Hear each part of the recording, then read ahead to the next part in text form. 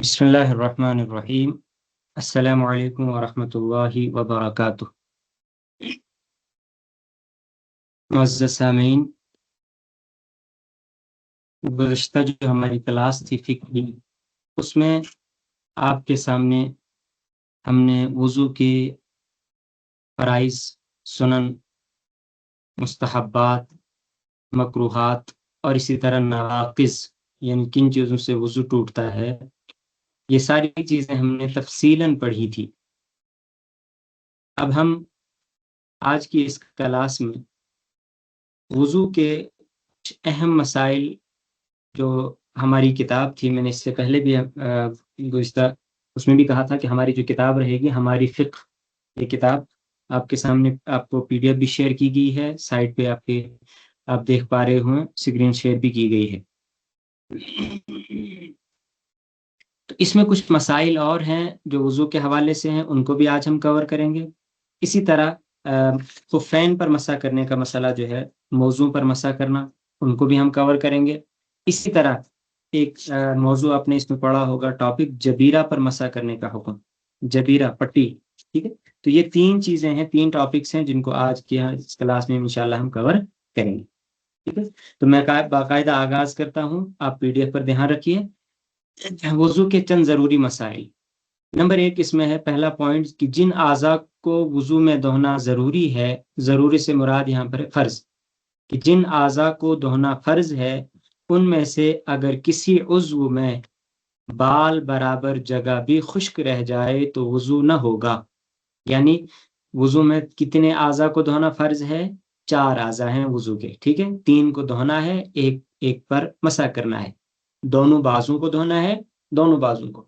इसी तरह चेहरे को धोना है, दोनों पाँवों को धोना है। ये 3 आज़ा हैं, 3 पार्ट्स हैं जिनको हमने धोना है, और एक सर है जिसका हमने मसा करना है। ये 4 काम फ़र्ज़ हैं वुज़ू के अंदर। इनमें से अगर कोई भी जगह, यानी धोने वाली जो आज़ा हैं, धोने वाले 3 आज़ा हैं, 3 पार्ट्स हैं जिनको धोया जाएगा, दोनों बाजू को, चेहरे को और दोनों पाँवों को। ये 3 टाइप्स के जो पार्ट्स हैं जिनको धोया जाएगा, उनमें अगर कोई भी जगह एक बाल के बराबर भी हो, जिसको हम पिन ड्रॉप कहते हैं, बिल्कुल एक जो पिन की जो नोक होती है, उसके बराबर भी अगर सूखी रही जगह तो वो वुज़ू दुरुस्त नहीं होगा, इसलिए कि उसका धोना फ़र्ज़ था, और उसमें अगर थोड़ी सी भी जगह रह गई तो वो फ़र्ज़ अदा नहीं होगा। नंबर 2, दूसरा पॉइंट जिसमें जो इन्हें बयान किया गया है कि जिन आज़ा का वुज़ू में धोना ज़रूरी है, उनमें से कोई ज़ायद हिस्सा हो तो उसका धोना भी फ़र्ज़ है। मसलन अगर किसी की 6 उँगलियां हों तो छठी उंगली का धोना भी फ़र्ज़ है। यानी जिन आज़ा को धोना है, अगर उनमें कोई एक्स्ट्रा पार्ट है हमारे पास, जैसे मिसाल के तौर पर आपने देखा होगा कुछ लोगों की छोटी उंगली होती है, मजीद एक उंगली होती है, या अंगूठे के साथ एक उंगली लगी होती है, या पाँव में 6 उंगलियां होती हैं, या पाँव का हिस्सा फूल चुका है, या हाथ का ही कोई हिस्सा फूल चुका है, यहाँ पर कोई दाना वगैरह कोई ऐसा बन चुका है जो हाथ से बाहर है। तो अब चूंकि ये धोने वाले इसमें है जिनका हुक्म है धोना है, तो इस एरिया में जो भी चीज आएगी, मजीद एक्स्ट्रा पार्ट्स अगर इसमें इंक्लूड हो जाएंगे, उनको धोना भी फर्ज हो जाएगा, उनका धोना भी जरूरी हो जाएगा, ठीक है। तीसरा पॉइंट जो इसमें है कि सर का मसा करने के लिए अगर कोई शख्स नया पानी न ले, बल्कि हाथों पर बाकी रही हुई तरी से मसा कर ले तो मसा जायज होगा। मगर जब हाथ से एक जगह मसा कर लिया तो फिर उसी से दूसरी जगह मसा करना जायज नहीं। पीडीएफ थोड़ा स्लो चल रहा है कि जब हम चेहरा धोया, हमने बाजू धो लिए, उसके बाद हमें सर का मसा करना था, तो जरूरी नहीं कि हम जो है नया उसके लिए हम नया पानी ले लें। नया नलके से नया पानी लेने की जरूरत नहीं है, बल्कि पुराने पानी से ही हम सर का मसा कर सकते हैं। अलबत्ता कि जब हमने हाथ के एक हिस्से से सर के एक हिस्से पर मसा कर लिया, तो हाथ के उस हिस्से से अब दूसरी जगह मसा नहीं कर सकते। बात में आ गई? एक जगह हमने मसा कर लिया तो उसी उज़ू से दूसरी जगह मसा कर लिया, तो फिर उसी उज़ू से जिन आज़ा से हमने मसा कर लिया, उनसे सर के किसी दूसरे हिस्से पर अब मसा नहीं कर सकते, बल्कि दूसरी जगह से या दूसरे उज़ू से हमें मसा करना पड़ेगा। ठीक है, फिर से मैं समझाता हूँ कि नया पानी अगर हमने नहीं लिया सर के मसा के लिए, तो जरूरी नहीं कि हम सर के मसा के लिए नया पानी लें।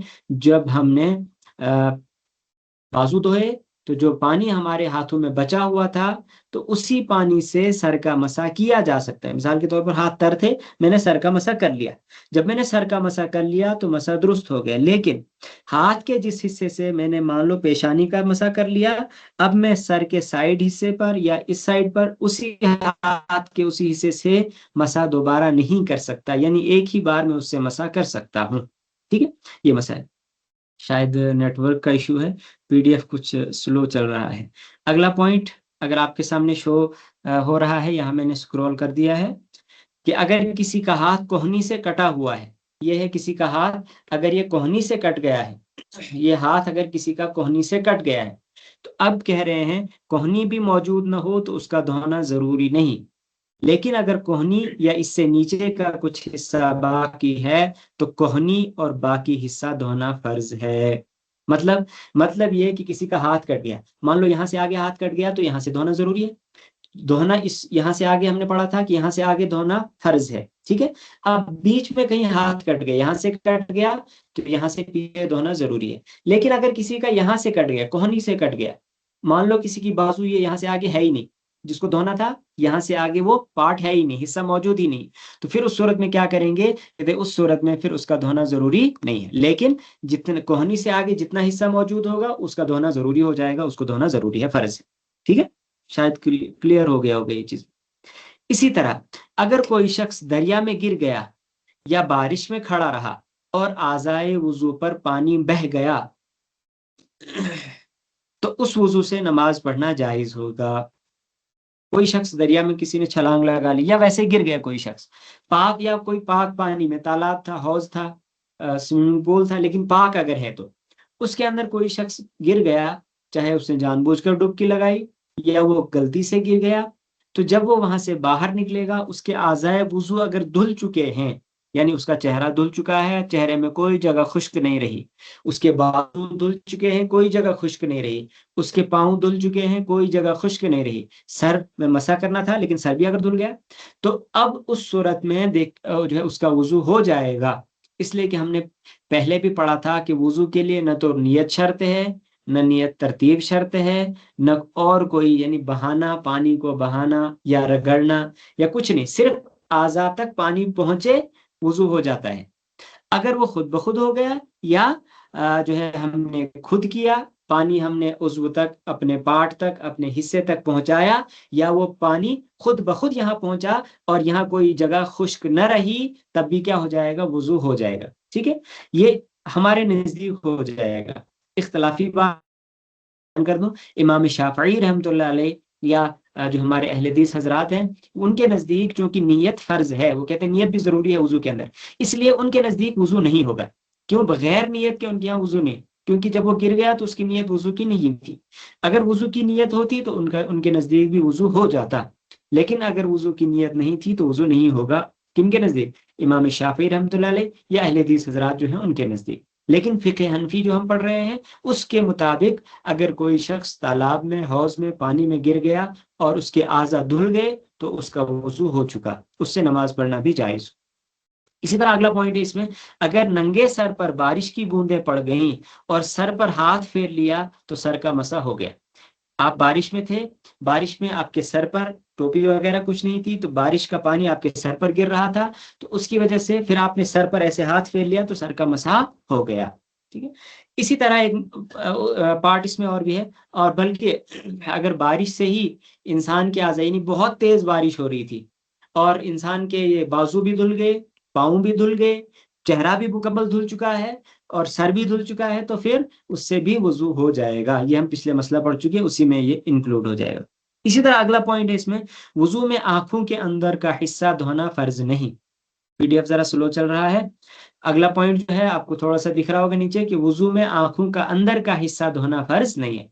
जो आंखें हैं, तो इनके अंदर का जो हिस्सा जो देख रहे हैं आप, वो जो सफेद और वो काली पुतली जो देख रहे हैं आप, इसका धोना फर्ज नहीं है। ये मैंने पिछली क्लास में भी आपको बताया था कि मुंह और नाक, इनका धोना मसनून या सुन्नत क्यों है? इसलिए कि ये एक हिसाब से, एक तरीके से ये चेहरे के अंदर शामिल है। और मुंह खोलते हैं आप तो मुंह का वो हिस्सा गोया चेहरे के अंदर इंक्लूड है, ये हमें नजर आ रहा है, इसका धोना फर्ज है। लेकिन आंखें भी उन्हीं में से हैं। लेकिन आंखों का धोना फर्ज इसलिए नहीं करार दिया क्योंकि अल्लाह ताला भी कुरान करीम में फरमाते हैं ला युकल्लिफुल्लाहु नफ्सन इल्ला वुसअहा, कि इंसान को उतना ही मुकल्लफ बनाया जाता है जो उसके बस में हो, जितना उसको इख्तियार होता है, जितना वो कर सकता है, उतना ही बोझ उस पर डाला जाता है। आंखों में अगर आप दोहना फर्ज करार देंगे तो आप आंखों में पानी डाल दें तो आंखों में जलन होती है, या उसकी वजह से आंखों में तकलीफें भी हो सकती हैं। इस वजह से शरीयत ने इसको धोने का फर्ज नहीं दिया है। ठीक है। इसी तरह अगला पॉइंट है, वुजू करने के बाद अगर किसी ने सर मुंडाया तो सर पर दोबारा मसा करना जरूरी नहीं। इसी तरह अगर नाखून कटवाए तो दोबारा नाखूनों का धोना जरूरी नहीं। ठीक है। आपने वुजू कर लिया, आपने सर पर मसा कर लिया, उसके बाद आपने बाल कटवा लिए, तो जिन बालों पर आपने मसा किया था वो आपने जो है उनको मुंडवा लिया। ठीक है, बिल्कुल जो है आपने शेव कर दी, तो वो बाल तो मौजूद ही नहीं जिन पर मसा किया था। तो क्या मसा टूट गया? नहीं, मसा नहीं टूटेगा, मसा हो गया, जो किया था वो हो गया, उसमें किसी किस्म की कोई कोई उज्र, कोई कबाहत उसमें नहीं होगी। ठीक है। इसी तरह अगला मसला कि अगर नाखून, आपने वुजू किया था और आपने धो लिए थे नाखून, उसके बाद आपने नाखून काटे। अब अगर आप देखेंगे नाखून का जो अगला हिस्सा जो आपने काटा, काटने के बाद मान लो ये नाखून है, इसको आपने यहाँ से काट लिया, तो काटने के बाद अब जो हिस्सा आगे से रहेगा वहां तक तो पानी नहीं पहुंचा था, तो क्या उसको धोना जरूरी है? कह रहे हैं नहीं है। मैंने कहा कि शरीयत उसी का मुकल्लफ बनाती है जितना इंसान के इख्तियार में हो, मजीद चीजों का शरीयत, खामखा की चीजों का शरीयत इंसान को मुकल्लफ नहीं बनाती। ठीक है। इसी तरह अगला मसला है, अगर किसी के मुंह से थूक के साथ खून निकला तो ये देखा जाएगा कि कौन ज्यादा है। अगर थूक ज्यादा है तो वुजू नहीं टूटेगा, अगर खून ज्यादा है तो वुजू टूट जाएगा, और अगर दोनों बराबर हो तब भी वुजू टूट जाएगा। अगला मसला क्या है कि अगर इंसान के मुंह में चोट आ गई, इंसान के मुंह से खून निकल रहा है, अब उसमें देखेंगे कि खून कितना निकल रहा है। अगर थोड़ा सा खून है मुंह के अंदर, हमने पढ़ा था कि जिस्म, बाकी जिस्म से कहीं से भी थोड़ा सा भी खून निकले और वो बह गया, खून अपने जख्म से, अपनी जो उसकी जगह थी जख्म की, उससे निकलकर बह गया, तो फिर उस सूरत में उस खून से क्या हो जाएगा? वुजू टूट जाएगा। ये हमने पढ़ा था। लेकिन मुंह के अंदर का मसला थोड़ा मुख्तलिफ है। क्यों? इसलिए कि मुंह के अंदर ये चीज, मुंह का अंदरूनी जो हिस्सा है ये हमें नजर नहीं आता है। अगर बिल्कुल थोड़ा सा खून है और वो थूक के साथ है, और थूक का रंग आप देखते हैं व्हाइट या ट्रांसपेरेंट होता है, जब खून उसके साथ मिल चुका होता है तो फिर उसका कलर थोड़ा सा येलोइश हो जाता है, थोड़ा सा पीला रंग उसमें आ जाता है। तो अगर वो पीला रंग आ गया है, इसका मतलब थूक का रंग, थूक का जो कलर है वो क्या हो गया? खत्म हो गया, और खून का रंग उस पर गालिब आ गया। इसलिए फिर हम मानेंगे कि इससे वुजू टूट चुका है। ठीक है। और अगर वो जो है आपको सिर्फ खून का जायका महसूस हो रहा है, आपने देखा होगा खून जब निकलता है तो उसकी जो वो उसकी जो उसका जो टेस्ट होता है वो आपकी जबान में महसूस होता है। लेकिन आपने थूक बाहर फेंकी, उस थूक के साथ आपने देखा खून लगा हुआ नहीं है, तो इसका मतलब वो खून बहुत कम है, उसकी वजह से वुजू नहीं टूटेगा। ठीक है। असल में एक हदीस है, अल्लाह के रसूल सल्लल्लाहु अलैहि वसल्लम ने एक हदीस मुबारक में फरमाया था लैसा फिल कतरतैन, एक हदीस में है कि खून के एक कतरे या दो कतरों से वुजू नहीं टूटता है, बल्कि जब इससे ज्यादा हो तो फिर वुजू टूट जाता है। इसलिए अगर वो बहुत कम हो तो उससे वुजू नहीं टूटे। जी आगे देखिए। इसी तरह अगर आंख में खून निकलकर आंख के अंदर बह जाए, या आंख के अंदर का कोई दाना था वो टूट गया और उसका पानी आंख के अंदर ही रहा, तो वुजू नहीं टूटेगा। आंख है, हमने पढ़ा कि जब नजासत निकलेगी, खून निकलेगा, तो वो खून कहां से कहां पहुंचना चाहिए?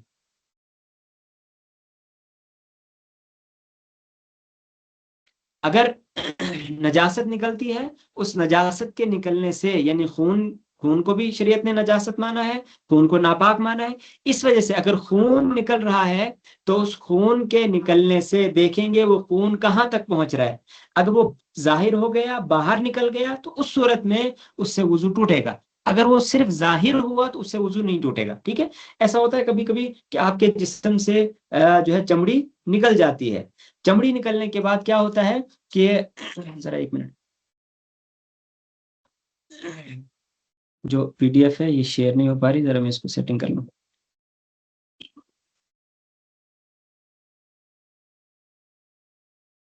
जी, ऐसा होता है कि कभी कभी जो बाजू जो इंसान की चमड़ी होती है, वो चमड़ा उसका ऊपर वाला हिस्सा कभी कभी उखड़ जाता है, और उखड़ने के बाद खून नजर आता है लेकिन बाहर नहीं निकलता है।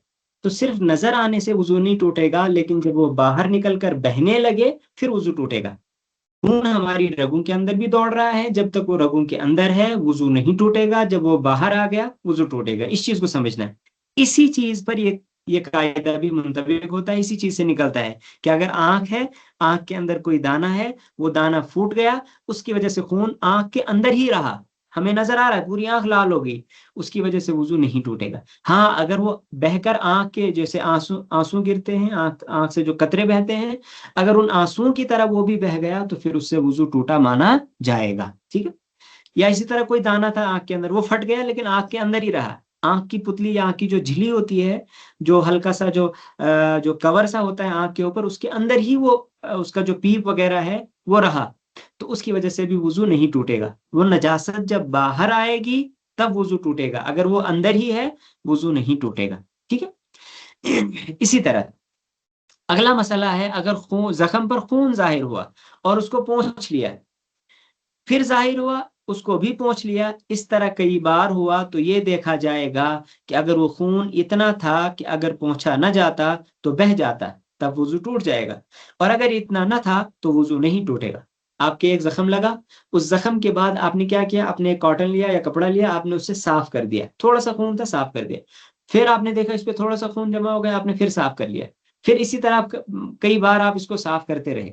अब इसमें देखेंगे कि अगर वो खून वहीं रहा होता, हमने साफ न किया होता, अगर वो खून इतना था कि वो अपने जख्म से बाहर निकल गया, जितने में जख्म होगा उसके अंदर का खून नापाक नहीं है, वो जख्म के अंदर जब तक रहेगा तब तक वो नापाक नहीं, जब वो जख्म से बाहर निकलेगा फिर उसको नापाक माना जाएगा। ठीक है, ये कायदा है, ज़ाब्ता है, उसूल है। इसको आपने, चूंकि जो उसूल मैं आपके सामने बयान करता हूँ वो उसूल आप याद रखेंगे, उन उसूलों के तहत फिर आप नए मसाइल आपको समझ में आ सकते हैं। ठीक है। तो अब मसला ये है कि जख्म से बाहर जब खून निकलेगा तब वजू टूटेगा।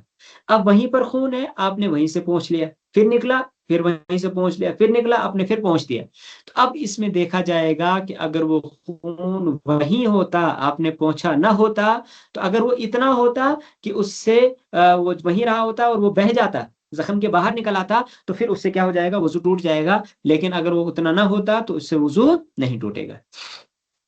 इसी तरह जो खून बहने वाला ना हो, या इसी तरह कै मुंह भर के ना हो, तो वो पाक है। अगर खून बहने वाला नहीं है, यानी खून जम गया है, आप जख्म, कभी जख्म होता है उस जख्म पर खून जम जाता है, सेट हो जाता है वो खून, अगर वो खून सेट हो गया तो वो नापाक नहीं है। बहने वाला खून, दमे साइल, बहने वाला खून नापाक है। ठीक है, उससे वजू टूटेगा। हराम है, हराम, हुर्मत और हिल्लत अपनी अपनी जगह है। जैसे पहले एक क्लास में भी एक मसला आया था कि नशा तो हराम है, लेकिन उससे वजू टूटने को क्यों हम कह रहे हैं, हराम, और उसकी हुर्मत अलग है, लेकिन उसकी वजह से एक जो रिएक्शन होगा, रिएक्शन ये होगा कि वजू टूटेगा। उसी तरह यहाँ पर भी जो खून सेट हो गया, जम गया, सेट हो गया खून, उसका लोथड़ा बन चुका है, अब उसकी वजह से उसका क्लॉट बन गया है, वो क्लॉट नापाक, वो हराम है, लेकिन उसकी वजह से वजू टूटेगा नहीं। ठीक है। तो इसी तरह से मुंह में कभी कै आती है, खून की उल्टी कभी आती है, तो उसकी वजह से देखेंगे कि अगर वो जमा हुआ खून है तो फिर उसमें हम जो कै हमने पढ़ी थी, वॉमिटिंग का मसला पढ़ा था, उल्टी का मसला पढ़ा था, वो चलेगा उस पर। वॉमिटिंग का मसला हमने पढ़ा था कि अगर मुंह भर कर हो तो फिर उससे वजू टूटेगा, अगर मुंह भर से कम हो तो वजू नहीं टूटेगा। तो अगर खून भी, हमारे खून की उल्टी किसी को हो रही है, अगर खून, बहने वाला खून आ रहा है, वजू टूट जाएगा। लेकिन अगर जमा हुआ खून आ रहा है, उसकी क्लॉटिंग अगर आ रही है, तो उसकी वजह से वजू नहीं टूटेगा। इसी तरह अगर मच्छर या पिस्सू ने काट लिया, अगर जोंक ने बदन में चिमट कर खून पिया, जोंक, जोंक को इंग्लिश में कहते हैं लीच।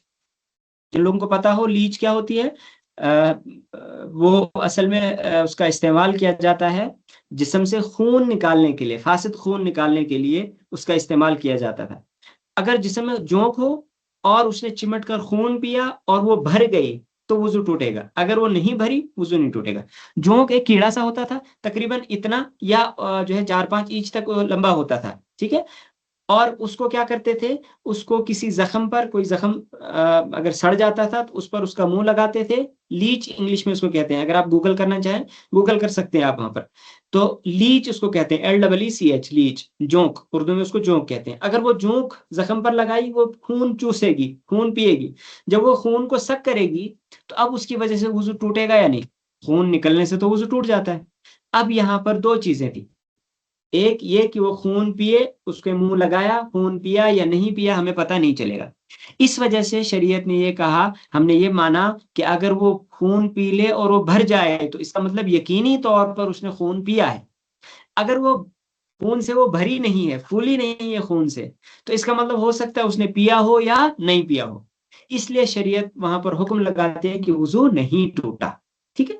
और यहाँ पर जब वो खून, जब वो भर चुकी है तो ये यकीनी बात है कि उसने पिया है तभी वो भरी है, तो फिर उस सूरत में उसका वुजू टूटा माना जाएगा। ठीक है। इसी तरह अगर मच्छर या पिस्सू ने काटा और बहुत देर तक खून पिया तब तो वुजू नहीं टूटेगा। मच्छर या पिस्सू, मैंने इब्तिदा में भी कहा था कि ये छोटे जानवर हैं और इनसे जो खून निकलेगा वो 1 या 2 कतरे ही होंगे मैक्सिमम, इससे ज्यादा खून वो नहीं पी सकते, तो उसको नहीं माना जाएगा वुजू टूटने में। इसी तरह अगर किसी शख्स ने नाक साफ की और उससे मसूर के दाने के बराबर जमा हुआ खून निकल आया तो वुजू नहीं टूटेगा। एक छोटे से दाने के बराबर अगर किसी का खून निकला है, छोटा सा, जैसे ये एक पेंसिल का टिप होता है, अगर इतना सा जो है उसका खून निकल आता है, यानी जमा हुआ खून नाक से, तो इसका मतलब वो जमा हुआ खून है, वो बहुत पहले निकला था, हो सकता है उसके बाद उसने वुजू किया होगा, तो उसको नाकिज़ वुजू हम नहीं मानेंगे। क्योंकि नाक के अंदर का, इसी तरह मुंह के अंदर का हिस्सा हमें नजर नहीं आता, इसलिए शरीयत वहां पर कहती है कि यहाँ पर आपको छूट है। वहां पर अगर ज्यादा होगा तब वुजू टूटेगा, कम है तो वुजू नहीं टूटेगा। ठीक है। इसी तरह आगे कुछ और मसाइल हैं कि अगर कोई शख्स खड़ा हुआ या रुकू की हालत में या सजदे की हालत में सो जाए तो उसका वुजू नहीं टूटेगा। यह हम पीछे भी पढ़ चुके थे नवाकिज़ वुजू में कि नमाज की हालत में सोने से वुजू नहीं टूटेगा, चाहे वो नमाज के अंदर हो या नमाज के बाहर। यानी नमाज की हालतें क्या क्या हैं? क़याम, खड़े होना, इसी तरह रुकू, सजदा, अत्तहियात में जो हम बैठते हैं, ये नमाज की हालतें। इन हालतों में अगर कोई इंसान सो गया, कोई खड़े खड़े सो गया, कोई बैठे बैठे सो गया, लेकिन अत्तहियात वाली पोजीशन में, या इसी तरह कोई इंसान जो है रुकू की हालत में सो गया, सजदे की हालत में कोई इंसान सो गया, उसका वुजू नहीं टूटेगा। क्यों? इसलिए कि मैंने पहले भी कहा था कि नींद की वजह से वुजू टूटने का मतलब होता है जब इस्तिरखाए मफासिल होता है। अगर आपको ये टर्म याद हो, इस्तिरखाए मफासिल, इस्तिरखाए मफासिल का मतलब इंसान के आज़ा ढीले हो जाते हैं, जोड़ खुल जाते हैं, तो उसकी वजह से इंसान को पता नहीं चलेगा कि मेरा वुजू टूटा या नहीं टूटा।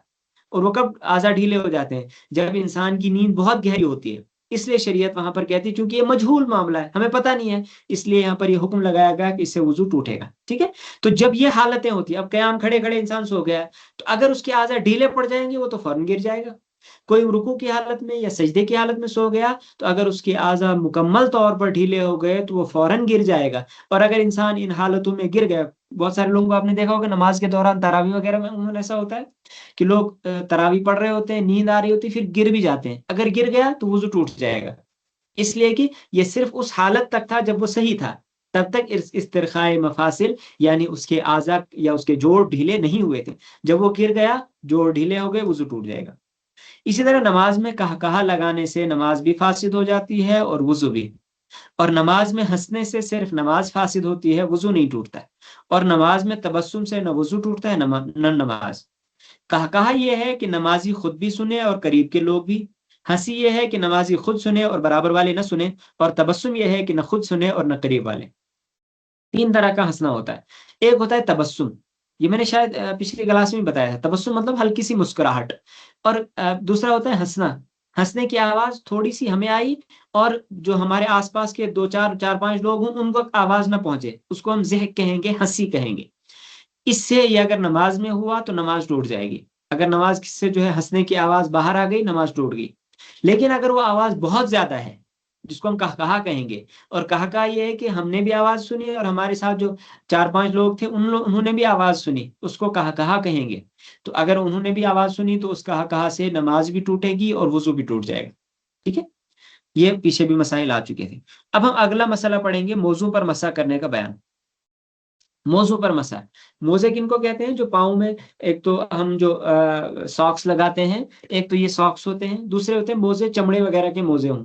ठीक है, तो उन पर मसा करने का क्या हुक्म है? मैंने पहले भी कहा था हम इस किताब को रेफरेंस मानेंगे, इस किताब के हवाले से ही हम चलेंगे और फिक़्ह हनफी के एतबार से ही हम मसाइल को बयान करेंगे। नंबर 1, 3 तरह के मौजू पर मसा करना जायज है। 3 किस्म के मोजे हूं उन पर मसा किया जा सकता है। नंबर 1, चमड़े के मोजे हूं, लेदर के मोजे, लेदर के सॉक्स मोजे। नंबर 2, ऊनी या सूती मोजे जिन पर चमड़े का तला चढ़ा हुआ हो, यानी तला मतलब उनका निचला हिस्सा, जो निचला हिस्सा होता है उसको तला कहते हैं। कि ऊनी मोजे हूं, वूल के मोजे हूं या सूती कॉटन वगैरह के मोजे हूं, तो उससे क्या होगा, अगर उस पर चमड़े का तला चढ़ा है, नीचे से चमड़ा लेदर वगैरह लगा हुआ है, तो उस पर भी मसा हो जाएगा। ठीक है। तीसरी, कि ऊनी या सूती मोजे जो इस कदर दबीज हूं, दबीज का मतलब होता है मोटे, कि इस कदर मोटे हूं कि उन्हें पहनकर 3 मील तक चला जाए, 3 मील तक हम चल सकते हूं और वो न फटे, इतने मोटे मोजे अगर हूं तो उन पर जो है मसा करना जायज है। नंबर 4, और इन सब चीजों पर, इन सब किस्म के मौजों पर उसी वक्त मसा करना जायज है जबकि दर्ज झेल शर्तें उनमें पाई जाती हों। उनमें कुछ शर्तें हैं, अगर वो शराइत पाई जाएं तो उन पर मौजू पर हम मसा कर सकते हैं। अगर वो शराइत ना पाई जाएं तो उन मौजू पर मसा नहीं किया जा सकता है। ठीक है। 3 किस्म के मौजे हमने पढ़े। नंबर 1 हमने पढ़ा कि चमड़े के मोजे हूं। नंबर 2, ऊनी या सूते मोजे हूं जिनके नीचे जो उसका तला होगा, निचला हिस्सा होगा, वो किसका होगा, लेदर वगैरह का होगा। इसी तरह तीसरा, कि ऊनी या सूती मोजे जो बहुत मोटे हूं, काफी मोटे मोजे हूं और उनमें 3 मील हम चल सकते हूं। ठीक है। इन 3 किस्म के मौजू पर मसा कर सकते हैं, लेकिन उनके लिए कुछ शर्तें हैं। शर्तें 6 शराइत यहां पर बयान की। नंबर 1, मोजे टखने को ढांके हुए हूं। मान लो ये मेरा पाँव है, पाँव के ऊपर जो हिस्सा होता है, उभरी हुई साइड पर हड्डी होती है दोनों तरफ से, इस तरफ से भी इस तरफ से भी, पाँव के दोनों हिस्से में, उसको टखने कहते हैं। ठीक है।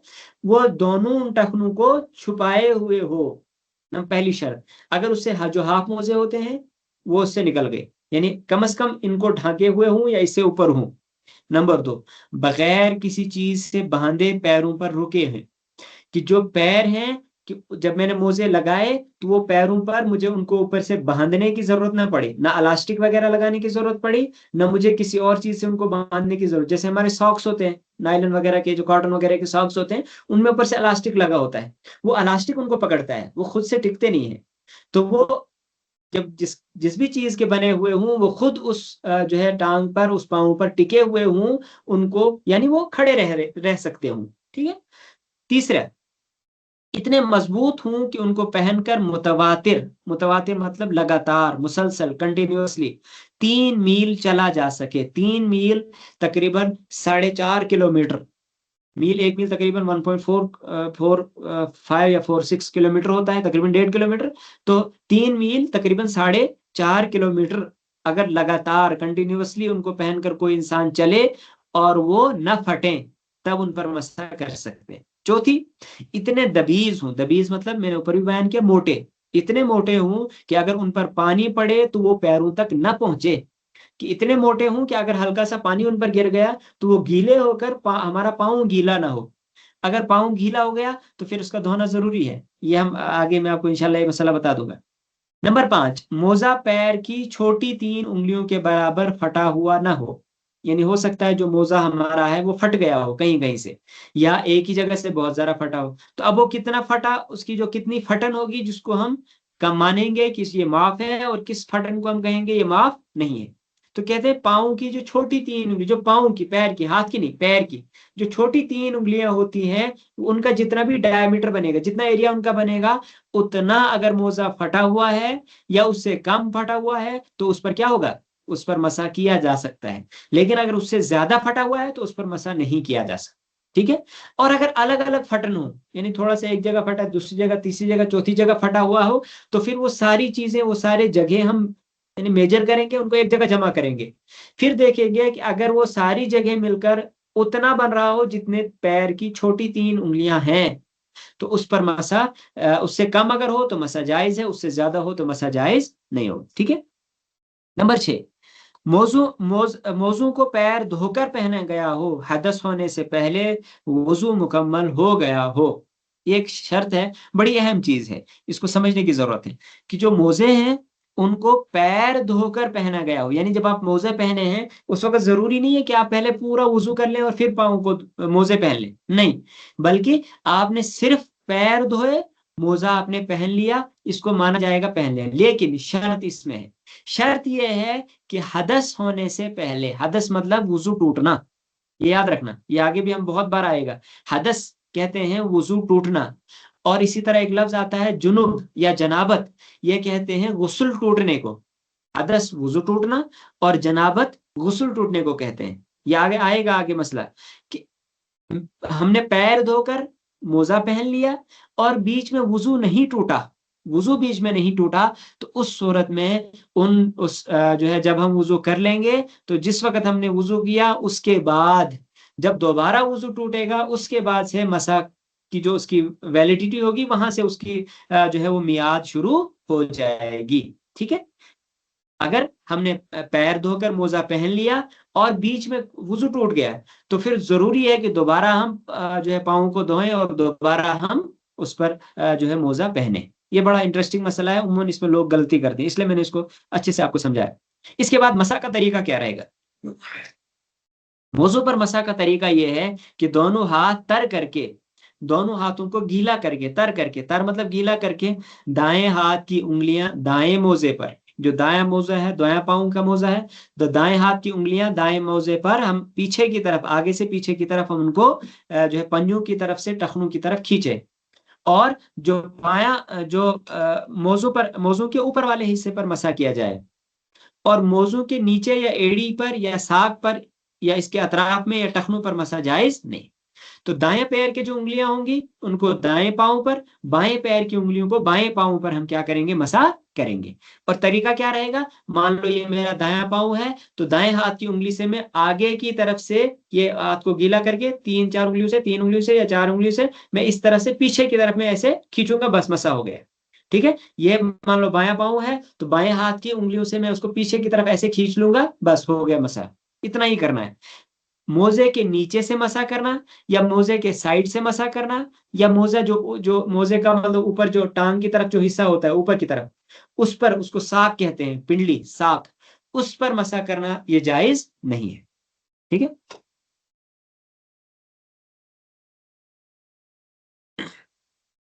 अब ये मसला है कि मसा की मुद्दत कितनी रहेगी, कितनी देर तक मसा टिकेगा। उस मसा की मुद्दत ये है कि मसा की मुद्दत मुकीम और मुसाफिर, मुकीम समझे उस इंसान को कहेंगे जो अपने घर में हो या शरीयत जिसको कह रही है कि ये घर में है। ठीक है, शरीयत जिसको माने कि ये घर में है उसको मुकीम कहेंगे, और मुसाफिर कहेंगे जिसको शरीयत ने मुसाफिर समझा। शरीयत किसको मुसाफिर समझेगी? शरीयत उस इंसान को मुसाफिर कहेंगी जो तकरीबन जो है 75 to 80 किलोमीटर जो घर से दूर गया, या अपनी जो शहर है, इलाका है, वहां से कितना 75 to 80 किलोमीटर जो दूर गया, उसको क्या कहेंगे? उसको शरीयत कहती है कि ये मुसाफिर है। उसके अंदर है कोई जो, तो चाहे वो 60 किलोमीटर दूर हो, 70 किलोमीटर दूर हो, 72 73 74 किलोमीटर दूर हो, शरीयत मानेगी कि ये घर में ही है, ये मुकीम है। मुकीम मतलब घर वाला, घर में रहने वाला, और मुसाफिर मतलब सफर में रहने वाला। ठीक है, तो मुकीम किसको कहेंगे, मुसाफिर किसको कहेंगे? मैंने आपके सामने वाजे किया कि मुकीम उसको कहेंगे जिसको शरीयत ने कहा कि ये घर में है। घर में कब मानेगी शरीयत? जो 70 किलोमीटर या 75 किलोमीटर से कम हो, और 70 to 80, 75 to 80, ये याद रखना कि बाज लोग उसको मिनिमम 75 मानते हैं, बाज लोग 80 मानते हैं, इसलिए मैंने 75 to 80 कहा। ठीक है, तो एहतियात के तौर पर आप मान लें कि 80 वाला। ठीक है, और अगर कभी इस तरह का मसला हो तो कम को भी हम एहतियात के तौर पर ले सकते हैं, 75 को भी। बहरहाल, तो और मुसा अब मुकीम जो होगा, जो घर में है 75 किलोमीटर से अंदर जो है, तो उसके लिए मसा कितनी देर वो उन मौजू पर मसा कर सकता है? वो उन मौजू पर मसा कर सकता है एक दिन एक रात, 24 आवर्स वो उन पर मसा कर सकता है। और मसा का वक्त कब से लगाएंगे? जो तीसरी लाइन है इसमें, जहां पर मैंने इसमें क्लिक किया, इस मुद्दत का हिसाब मोजा पहनने के वक्त से नहीं लगाया जाएगा, बल्कि उस वक्त से लगाया जाएगा जब मोजा पहनने के बाद वुजू टूटेगा। इसलिए मैंने पहले भी बताया था कि जब हमने मोजा पहना मोजा पहनकर धोकर, पाँव धोकर हमने मोजा पहन लिया, फिर उसके बाद हमने वुजू किया। वुजू करने के बाद जब हमारा वुजू टूटेगा उस वक्त से हमारा टाइम स्टार्ट होगा, उसके बाद से 24 आवर्स तक हम मसा कर सकते हैं। मसा करने का मतलब हमने बाकी चेहरा धोया, बाजू धोए, सर का मसा किया, पाँव पर भी सिर्फ, उन मोजों पर भी सिर्फ मसा ही करना पड़ेगा। ठीक है। इसी तरह जो मुसाफिर है, उस मुसाफिर के लिए जो वक्त है वो है 3 दिन 3 रातों का। 3 दिन 3 रातों का वक्त है मुसाफिर के लिए। यानी जो जिसको शरीयत मान रही है कि ये मुसाफिर है, और मुसाफिर कितना, यानी 75 to 80 किलोमीटर मिनिमम, कम से कम जो 80 किलोमीटर दूर घर से हो, उसको शरीयत कहती है मुसाफिर है। अब इसके लिए शरीयत ने ये आसानी रखी, सहूलत रखी कि ये 3 दिन 3 रात मौजू पर मसा कर सकता है। मौजू का वक्त कब से शुरू हो जाएगा, टाइम कब से स्टार्ट होगा, जब पहना था तब, या जब वुजू टूटा तब। जब वुजू टूटा उस वक्त से टाइम स्टार्ट होगा, जब पहना तब नहीं। ये भी बड़ा अहम मसला है, उम्मन इसमें भी लोगों को गलती होती है। अब देखो कि मसा किन चीजों से टूटेगा। नंबर 1, मौजू पर जो मसा टूटता है वो 4 चीजों से टूटता है। कितनी चीजों से टूटता है, 4 चीजें। नंबर 1, जिन चीजों से वुजू टूट जाता है उनसे मसा भी टूट जाता है। मसा टूटने का मतलब सिर्फ मसा करना है।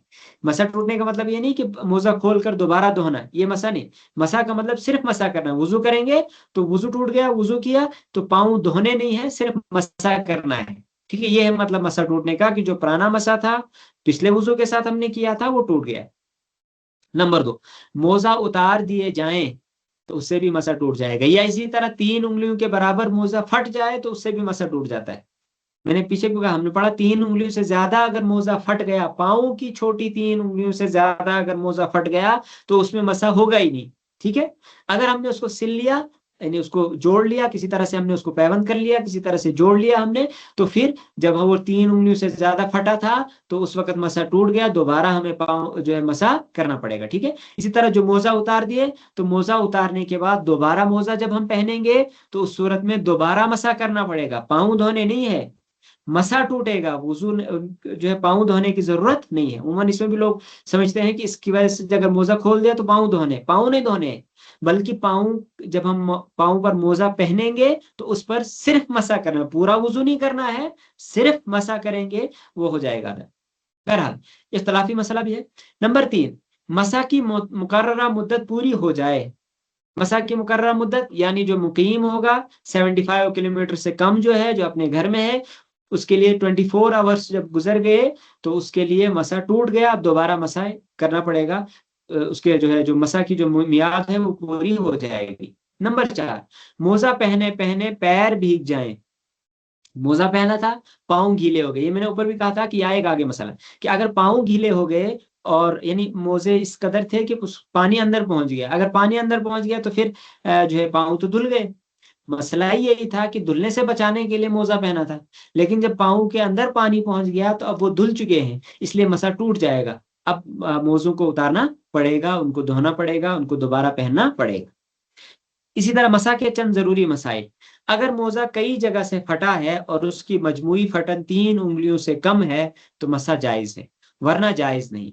और अगर दोनों मोजे थोड़े थोड़े फटे हों और दोनों की मजमुई मुकदार 3 उंगलियों के बराबर हो, लेकिन हर एक की फटन 3 उंगलियों से कम हो, तो मसा जायज है। अगर एक मोजा कई कई जगहों से फटा हुआ है, थोड़ा थोड़ा थोड़ा थोड़ा कई कई जगहों से फटा है, तो उस सूरत में हम देखेंगे कि वो फटन, अगर सारी जो थोड़ी थोड़ी फटन है, अगर सबको मिलाकर हम एक जगह जमा करें तो देखें अगर वो 3 उंगलियों से ज्यादा फटा है तो उस पर मसा जायज नहीं होगा। अगर 3 उंगलियों से कम है तो जायज। अब अगर दोनों मोजे थोड़े थोड़े फटे हों, यानी दोनों 3 उंगलियों से कम कम फटे हैं, लेकिन अगर दोनों को मिलाएं तो 3 उंगलियों से ज्यादा फटे हुए, तो उस सूरत में क्या हुक्म होगा, कह रहे हैं दोनों में अलग अलग हुक्म है। हर मोजे का अपना क्राइटेरिया है। हर मोजा के लिए, हर एक मोजा, यानी जो राइट मोजा है, जो लेफ्ट का मोजा है, दोनों के लिए 3 3 उंगलियों की फटन है, अलग अलग। 3 इसमें 3 उसमें, दोनों को 3 नहीं बल्कि 3 3 अलग अलग दोनों में। ठीक है। दूसरा अहम पॉइंट इसमें है, कोई शख्स बावुजू था, वुजू की हालत में उसने मोजा उतार दिया, तो अब सिर्फ पैर धोना काफी है, पूरा वुजू करना जरूरी नहीं। कि अगर कि कोई शख्स बावुजू था तो उसने अगर जो है वो मोजा खोल लिया, तो उसकी वजह से क्या करना पड़ेगा, सिर्फ पाँव धोना है, पूरा वुजू करना जरूरी नहीं है। अलबत्ता बेहतर है अगर वजू कर ले तो बेहतर है। इसी तरह अगर मुकीम ने एक दिन एक रात पूरा होने से पहले सफर शुरू कर दिया तो वो 3 दिन 3 रात तक मसा करता रहे।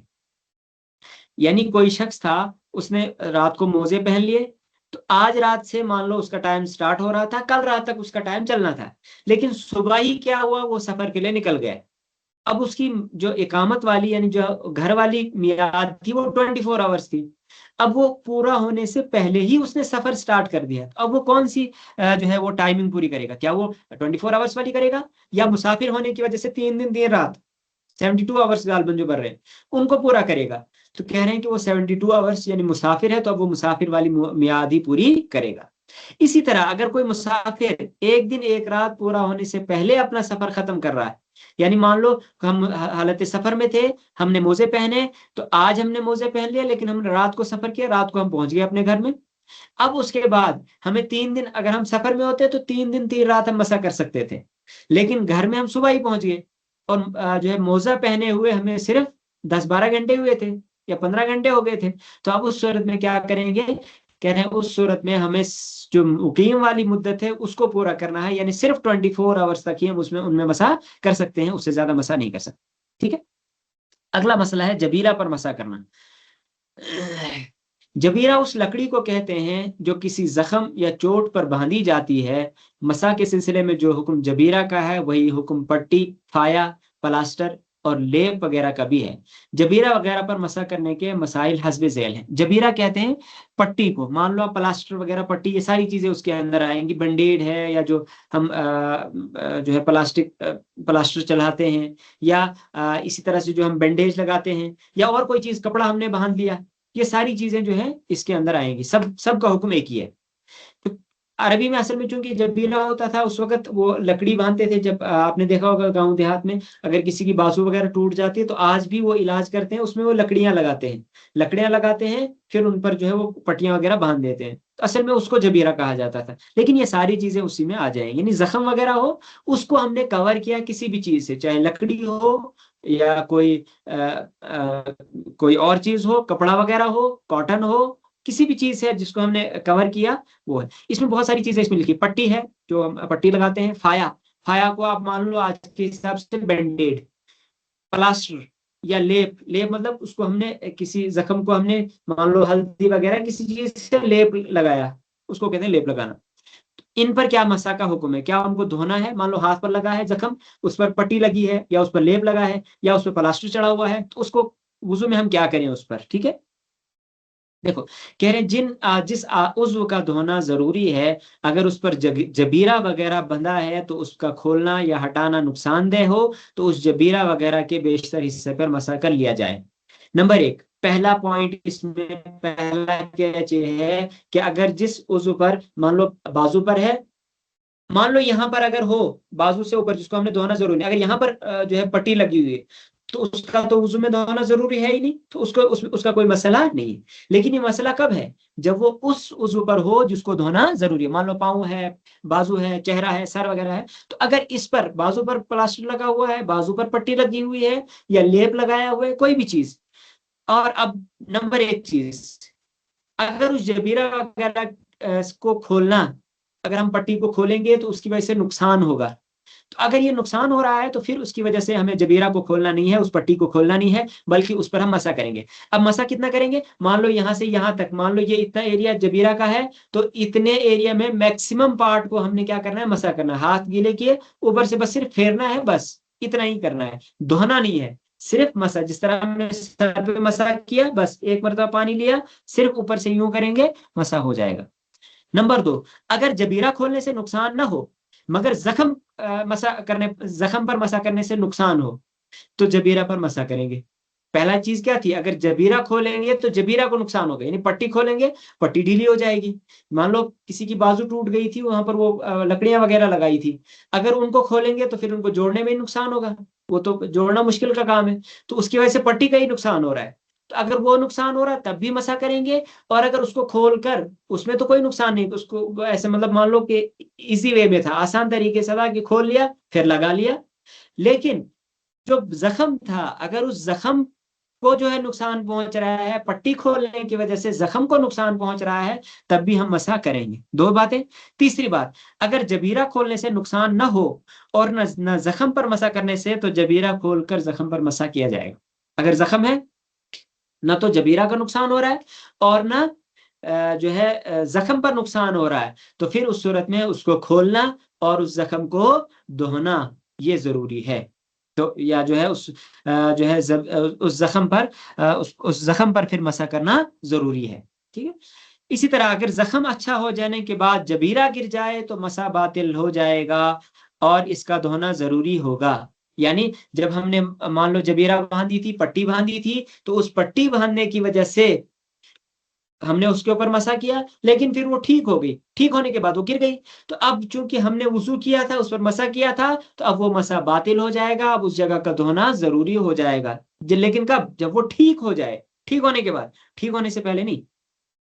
इसी तरह अगर जबीरा खुलकर गिर गया मगर जख्म अच्छा ना हो, तो मसा बातिल ना होगा, ना धोना जरूरी होगा। पट्टी खुल गई, खुलकर गिर गई, लेकिन जख्म अभी ठीक नहीं हुआ, तो पट्टी दोबारा लगाएंगे, जख्म को धोना जरूरी नहीं है, बल्कि मसा भी वही रहेगा, मसा भी दोबारा करने की जरूरत नहीं है। इसी तरह किसी उज़्व पर जख्म हो या बंद चोट हो और उसको धोने में नुकसान हो, तो मसा कर ले, और अगर मसा भी नुकसानदेह हो तो फिर मसा भी ना करे। यानी जख्म, किसी उज़्व पर, किसी पार्ट पर कोई जख्म हो और या चोट हो जो अंदर से लगी हो, कि उस पर हम हाथ भी नहीं लगा सकते। कभी ऐसा होता है कि ऐसा जख्म लगा कि हाथ भी नहीं लगा, हाथ लगाते हैं तो दर्द होता है, हाथ भी नहीं लगा पा रहे हैं, तो फिर उस सूरत में क्या करेंगे? मसा करने की भी फिर जरूरत नहीं है। बाकी उज़्व को हमने धो लिया, जितने को हम हाथ भी नहीं लगा सकते तो उसको हम रहने देंगे, शरीयत उसका मुकल्लफ हमें नहीं ठहराती है। नंबर जो अगला पॉइंट, अगर हाथ पैर फट गए हों और फटन में दवा भरी हो, जैसे वैसलीन वगैरह, तो दवा का निकालना जरूरी नहीं, सिर्फ पानी बहा लेना काफी है। आपके जो है जख्म पर चोट लगी है, या हाथ फट गए हैं, पाँव फट गए हैं, छाले पड़ गए हैं, उनमें आपने ट्यूब लगाया है, वैसलीन लगाई है, कोई दवाई लगाई है, तो उस दवाई को खुरचना, उसको निकाल कर धोना जरूरी नहीं है, बल्कि उसके ऊपर से पानी बहा लिया काफी हो जाएगा। अगर ऊपर की पट्टी जिस पर मसा किया था जाती रहे और नीचे वाली पट्टी बाकी रहे, तो उस पर नया मसा करने की जरूरत नहीं। मान लो कई लेयर्स में हमने जो पट्टी बांधी थी, कई लेयर्स उसकी बांधी, एक लेयर बांधी, फिर दूसरी बांधी, फिर तीसरी लेयर बांधी, हमने तीसरी लेयर पर मसा किया, फिर वो लेयर उसकी गिर गई, तो क्या वो जो दूसरी लेयर है, क्या उस पर मसा करेंगे? नहीं करेंगे। कह रहे नहीं, जो पहली लेयर पर हमने, तीसरी लेयर पर जो हमने मसा किया था वही बाकी रहेगा, नया मसा करने की जरूरत नहीं। इसी तरह पट्टी पर मसा करने की कोई मुतय्यन मुद्दत नहीं है, जब तक जख्म ठीक ना हो मसा करता रहे। कि जो पट्टी है उस पर मसा करने की कोई मुद्दत नहीं है, उस पर मसा करने की कोई हद नहीं है, जब तक जख्म ठीक नहीं होगा तब तक उस पर मसा किया जा सकता है, इसमें कोई हर्ज नहीं है। ये थे आज के हमारे मसाइल जो मैंने आपके सामने बयान किए। बहरहाल मेरी तबीयत भी कुछ ठीक नहीं है, आप लोग भी दुआ कीजिए, अल्लाह ताला सेहत कामिला अता फरमाए।